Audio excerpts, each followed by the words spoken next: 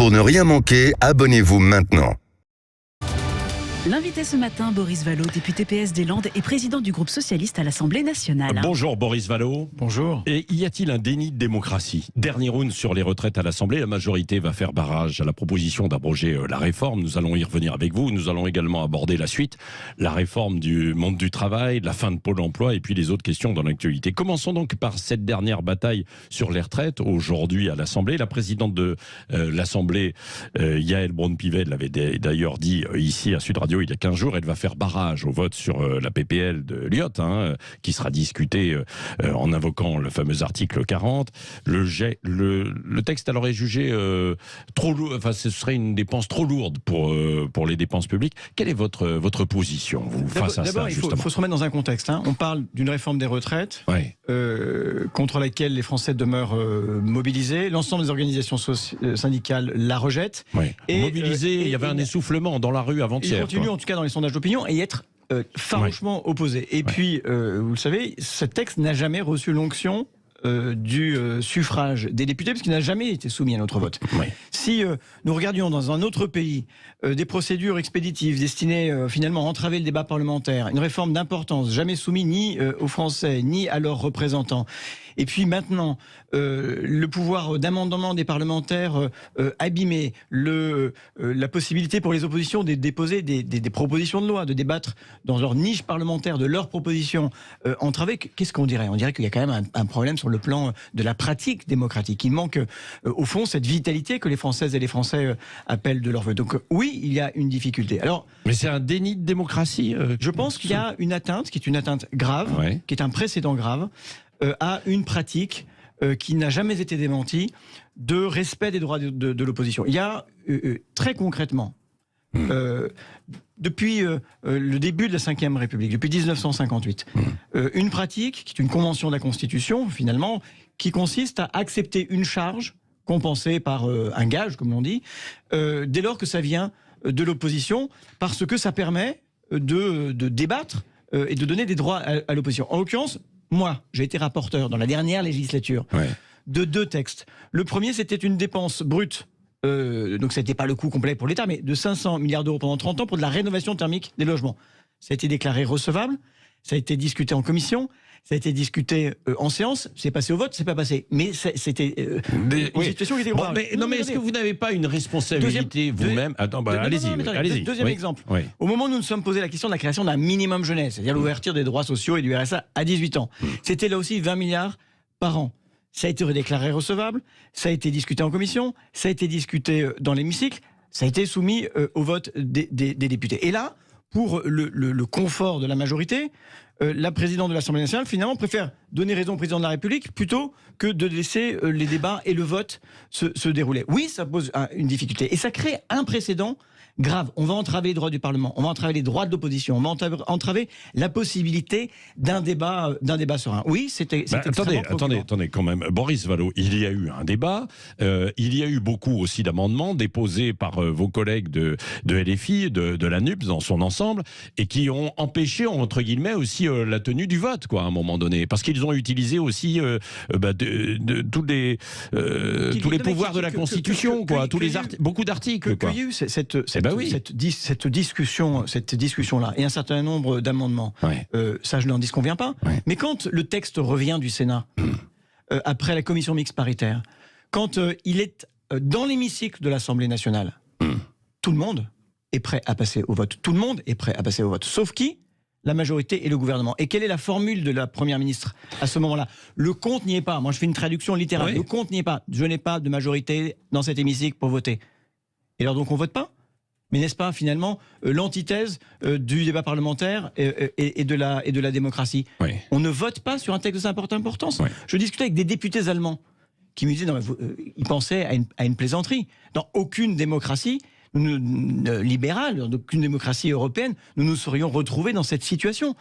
On est passé finalement du parlementarisme rationalisé qui nous entrave à une forme de parlementarisme caporalisé qui, là, franchement, nous empêche même d'agir. Et alors, que pensez-vous de l'attitude de la présidente de l'Assemblée nationale, Yaël Braun-Pivet, qui voulait se mettre au-dessus de la mêlée? Là, aujourd'hui, c'est la main d'Emmanuel Macron? Écoutez, je ne sais pas si c'est la main d'Emmanuel Macron. En tout cas, il y a de la part de la présidente, non pas une posture qui est au-dessus de la mêlée, mais dans la mêlée et partisane. Elle a fait un choix. Un choix qui nous paraît particulièrement discutable, particulièrement préoccupant. On attend d'elle qu'elle défende son institution, la possibilité d'amender, la possibilité de débattre, la possibilité de voter, la possibilité de présenter des alternatives à la politique gouvernementale. Eh bien, c'est tout cela qui est entravé. Et oui, c'est grave, parce que, vous savez, la Constitution, c'est une lettre, un esprit, mais c'est aussi une pratique. Et c'est cette pratique qui est défaillante par rapport à tout ce que nous avons connu pendant des décennies. Oui. Boris Vadoir, qu'est-ce qui va se passer aujourd'hui? Donc, globalement, le texte va être rejeté, entre guillemets, déclaré irrecevable, mais il y a quand même un amendement, c'est le 70, déposé par votre groupe socialiste, qui demande au gouvernement un rapport qui évalue si le décalage fonctionne, c'est ça, de 62 à 64 ans, c'est quoi ça précisément? Vous avez raison de souligner que nous avions déposé de nombreux amendements. Oui. Qu'ils ont quasiment tous été déclarés irrecevables, y compris des amendements qui étaient identiques à ceux qui avaient été considérés recevables en 2020. Vous voyez, on avait dit la nation se fixe comme objectif le retour de l'âge de départ à la retraite à 62 ans. Ça avait été accepté il y a, dans les termes à peu près voisins, il y a 3 ans. Ça ne l'est plus aujourd'hui. Vous voyez bien quand même que on sert là des intérêts qui sont ceux de la majorité et du président. Alors effectivement, il demeure un amendement. Oui. Il demeure un amendement qui est une demande de rapport et qui vise à faire la démonstration qu'en réalité, pour équilibrer le régime des retraites, on peut passer par autre chose que par une mesure d'âge, c'est-à-dire par un impôt sur la vie des gens. On leur prend leurs 2 meilleures années de vie à la retraite et on les fait travailler souvent les 2 années les plus difficiles. Et voter cet amendement, c'est d'une certaine manière contester l'idée qu'il n'y aurait qu'une seule solution, c'est la retraite à 64 ans. Ouais. Eh bien, à travers cet amendement, nous pourrons dire non. On peut rester dans la situation que nous connaissons et on peut trouver d'autres sources de financement plus justes, plus solidaires. Mais ça, il ne remet pas en cause quoi, le report, le décalage de l'âge. Il est une possibilité d'expression d'une préférence. Oui. Mais oui, qu'est-ce que je voulais que je vous dise? La présidente de l'Assemblée nationale a décidé toute seule de déclarer irrecevable la possibilité même d'un vote qui aurait été au fond un vote d'apaisement, parce que personne ne veut de cette réforme et que je ne reviens pas sur les circonstances dans lesquelles elle a été adoptée. Bon, qu'est-ce qui va se passer maintenant? Le match est terminé, comme l'a dit Laurent Berger, c'est fini. Motion de censure encore avec la NUPS. Il y a encore. Nous sommes dans un moment parlementaire. On dira dans l'hémicycle les uns et les autres, je l'espère, nous le pourrons, ce que nous avons à dire. Et on le dira avec gravité, avec solennité, parce que nous ne sommes que les dépositaires temporaires de responsabilité. Nous ne sommes pas les propriétaires de cette Assemblée, comme le pense peut-être aujourd'hui la majorité. Mais il y avait dans cette réforme des retraites quelque chose de plus profond sur le plan social. C'était la révolte du monde du travail, vous savez, de tous celles et tous ceux qui bossent, qui donc leur travail qui pourrivent, qui n'en vivent pas toujours bien, qui ont besoin de reconnaissance, qui avaient l'impression d'être reconnus au moment de la Covid. Vous savez, c'est les soignantes, les aides à domicile, les éboueurs, les ouvrières de l'agroalimentaire. C'est toutes celles et tous ceux qui avaient tenu le pays debout. Ceux-là, ils se sont révoltés. Ils ont dit on en a marre de passer à la caisse. Donc il faut que l'on puisse reprendre tous ces combats-là. Et puis on a des rendez-vous. Vous savez, il n'y a pas de fin du processus démocratique. Il y aura des alternances, il y aura des élections, notamment présidentielles. Mais vous pensez qu'un jour, s'il y avait un changement de majorité, cette réforme des retraites serait remise en cause? Bien souvent, en fait, on la combat et puis quand on vient au pouvoir, finalement, on avalise. Quoi. Je le crois profondément parce que elle est très injuste aux Françaises et aux Français qui ne la comprennent pas et qui la combattent. Et qu'il y a surtout d'autres alternatives. C'est ça, il y a d'autres alternatives. J'avais donné ici à ce micro un seul exemple. Oui. Au même moment où il y aura un déficit sur la branche vieillesse, il y aura un très gros excédent sur la branche chômage, si on prend en considération les hypothèses du gouvernement. Un transfert de cotisation suffisait à équilibrer. Mais ça, le gouvernement n'a pas voulu l'entendre. Il a été sourd et aveugle à tout ce qu'on a pu dire, que ce soit dans la rue, par la bouche des organisations syndicales ou des représentants de la nation. Donc on va continuer de se battre. Il y a des niches parlementaires, il y a la possibilité de référendum d'initiative partagée plus tard, et il y a d'autres échéances. Boris Vallaud, à travers ce que vous venez de dire, c'est-à-dire que vous croyez finalement à l'objectif fixé par le gouvernement du plein emploi dans 5 ans. Le plein emploi, c'est pas forcément zéro chomeur, mais c'est un taux de chômage d'environ 5-6%. Bien sûr, parce qu'il y a toujours une part de chômage frictionnel, comme on dit, incompressible. Bien sûr que je le souhaite. Bien sûr que je l'espère. Mais pas n'importe quel emploi et pas dans n'importe quelle condition. Vous voyez, pas en faisant mon rêve, c'est pas Uber Pop pour tous sans protection sociale. Ça, c'est un modèle que dessine le gouvernement, vous savez, avec le tiers statut. C'est-à-dire qui n'est ni le salariat, ni le travail indépendant. Ça, évidemment, nous le combattons. On a besoin d'un débat sur le travail. Celui qui avait demandé Laurent Berger en disant c'est le préalable à toute réflexion. Ce débat, c'est, du point de vue du gouvernement, le débat interdit. Pourtant, il est majeur. Ça va être votre cheval de bataille à gauche. Oui, le travail, c'est important. La place du travail dans notre société, c'est central. Nous, on défend pas la valeur travail comme un absolu, mais le travail de valeur, c'est-à-dire qui émancipe. Le travail digne et porteur de sens, rémunéré correctement, la question du partage de la valeur ajoutée, du partage de la richesse, du niveau des salaires, des écarts de rémunération, tout ça évidemment est posé et on est toujours du point de vue du gouvernement dans cette espèce d'esquive. On a besoin de débattre des conditions de travail, de la santé au travail, de la pleine santé. La semaine de 4 jours, vous y êtes favorable ou pas ? Ça fait partie des discussions sur l'organisation du travail. Mais vous y êtes favorable ou pas ? Je crois que dans certaines circonstances, il y a des expérimentations dans lesquelles ça fonctionne et où finalement l'énergie que les uns et les autres y mettent est plus grande. Vous savez, j'ai dans ma circonscription une Syrie, dans les Landes, dans les Landes, une Syrie qui, parce que le prix de l'essence était considérable, a organisé la semaine sur 4 jours pour économiser un aller-retour, c'est-à-dire aussi pour certains des dépenses supplémentaires au moment où le pouvoir d'achat. Voilà, on est capable d'intelligence, mais le travail qui n'abîme pas, dans lequel on veut s'épanouir. Les gens, ils aiment leur boulot, mais il faut bien le faire. Non, mais c'est vrai. Mais bon, après, est-ce qu'il y a toujours de l'épanouissement en fait au travail, tout au long de la vie, parce que c'est bien le rapport. Non, mais c'est l'un des problèmes en fait aujourd'hui. Tout le monde veut donner du sens au travail, ce qui se comprend tout à fait, bien sûr. Mais est-ce que c'est valable en permanence dans tous les boulots ? Il y a une relation qui est parfois ambivalente au travail. À la fois, on aime son boulot, on veut bien le faire. J'ai reçu dans ma permanence, toujours dans les Landes, pardon, je fais un peu publicité de mon territoire, une dame qui, femme de commerçant, aujourd'hui elle est aide à domicile. Elle aime son boulot. Mais elle aimerait bien le faire. Elle dit là, je n'y arrive plus. D'abord, elle est trop âgée, et puis il manque des collègues pour recruter. C'est ça aussi l'initiative du travail, en vivre correctement et avoir des conditions de travail qui permettent d'aider les personnes âgées en faisant des toilettes dans un délai qui permet de créer ce contact, de traiter correctement les résidents. Voilà les sujets qui sont importants et dont on doit débattre. Exit Pôle emploi, place à France Travail, ça change quoi ? Ça peut changer beaucoup de choses. C'est Pôle emploi, pourquoi faire ?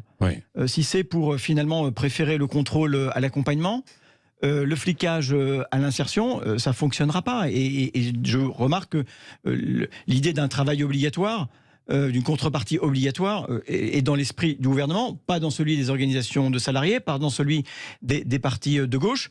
Vous savez que le RSA moyennant une indemnité, en fait, bien sûr, si on travaille, vous y êtes favorable ou pas ? Mais attendez, vous savez, le RSA, c'est une allocation d'insertion, c'est pas une allocation chômage. Et donc le travail d'insertion, il a été défaillant dans un certain nombre de départements où, j'allais dire, exposé une insuffisance de moyens partout.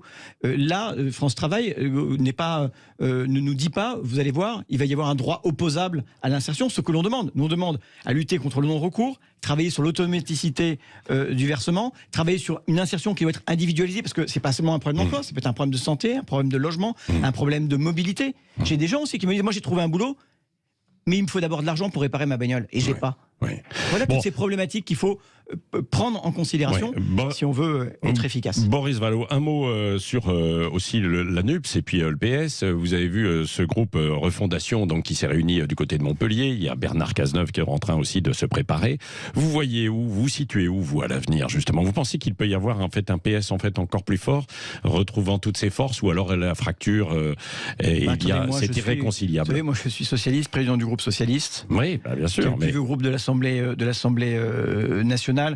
Évidemment que mon espérance est une union de la gauche la plus large possible, dans laquelle les socialistes, les idées que l'on porte dans l'histoire, retrouvent des couleurs. Oui, mais le PS dit on est noyé. Enfin, certains au PS disent on est noyé dans la NUPS. Pour les européennes, est-ce qu'il faudrait une ministre commune plutôt que de sauter comme un cabri en disant la NUP, eh bien, sautons comme un cabri en disant les socialistes, voilà ce qu'ils ont à proposer, et que l'on débatte de notre vision du RSA. Vous savez, on veut l'ouvrir par exemple à 18 ans, parce qu'on a des rares pays d'Europe où on peut aller en prison à 16 ans, on peut voter à 18, mais enfin pour avoir des droits sociaux, c'est 24 ans. Voilà, par exemple, des propositions concrètes quand la jeunesse continue d'être dans les banques alimentaires.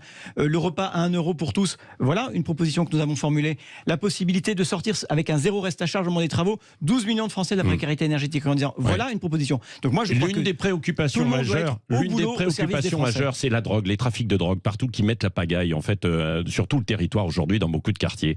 Vous en fait, quelles sont les pistes que vous avez? Est-ce que la gauche y réfléchit et la NUPES et le PS? Oui, on y réfléchit. Il y a d'ailleurs un certain nombre d'élus et notamment d'élus de gauche qui voient à la fois les ravages de la drogue et puis sur le plan des luttes entre gangs, entre trucs. Il faut lutter contre le trafic. Et puis la question est posée de savoir si, oui ou non, une légalisation du cannabis permet justement de démanteler un certain nombre de réseaux. Donc ce débat, il est posé dans la société. Il y a eu des rapports parlementaires, certains ont pris position. Il faut qu'on prenne position en étant capable de répondre à ces deux questions sur le plan sanitaire, sur le plan de la sécurité publique. De la sécurité. Merci Boris Vallaud, président du groupe socialiste à l'Assemblée nationale, député des Landes. On l'a bien compris aussi. Merci d'avoir été au micro de Sud Radio ce matin. Il est 8h34. On ira du côté de Nîmes dans un instant, justement, après ce qui s'est passé. La médiathèque qui a été fermée, la ville a fermé la médiathèque parce que, évidemment, tout le quartier était aux mains des dealers. Il y a des renforts de police qui sont arrivés hier soir.